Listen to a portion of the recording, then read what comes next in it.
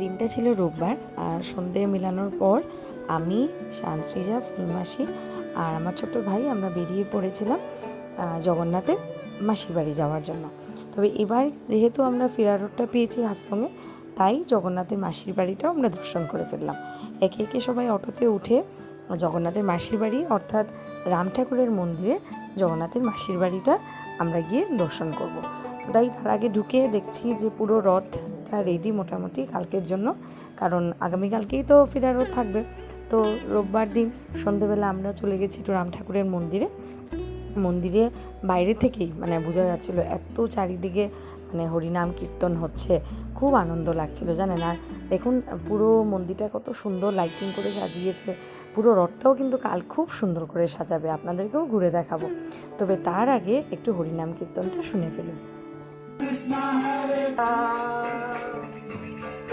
কৃষ্ণ হরে হরে কৃষ্ণ কৃষ্ণ হরে হরে।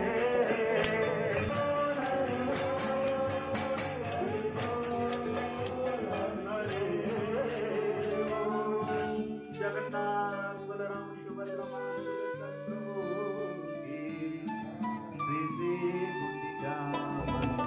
আমরা সেখানে পৌঁছানোর পর বুঝতে পারলাম যে জগন্নাথ ঠাকুরকে, বলরাম, সুভদ্রা মাকে সবাইকে সন্ধ্যা আরতির পর তাদেরকে ভোগ নিবেদন করে সব কিছু পর্দা দিয়ে ঢাকা হয়েছে।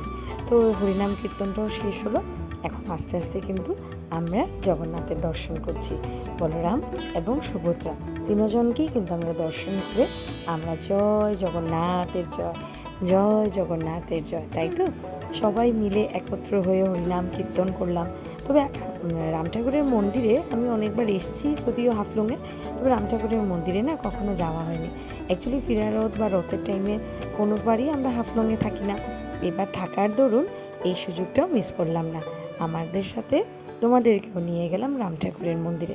তবে চলুন আমার সাথে রাম ঠাকুরের মন্দিরটা তোমাদেরকে একটু ঘুরে দেখাই। এই হচ্ছেন গিয়ে আমাদের রাম ঠাকুর। তো হরে কৃষ্ণ সেখানে হরিনাম কীর্তন চলছিল, পুরো জায়গাটা খুব নিরিবিলি, আর হরিনাম কীর্তনে পুরো পাড়াটা মেতে উঠেছিল। কি সুন্দর বাতাস চলছিল, ঝিরিঝিরি বৃষ্টি, আর চারিদিকটা একদম লাইটিংয়ে ভরপুর। জগন্নাথের মাসির বাড়ি বলে কথা, তাই তো আমরা সবাই জয় জগন্নাথ বলে আজ এই ভিডিওতে আপনাদের সাথে ভাগ করে নিলাম। টাটা।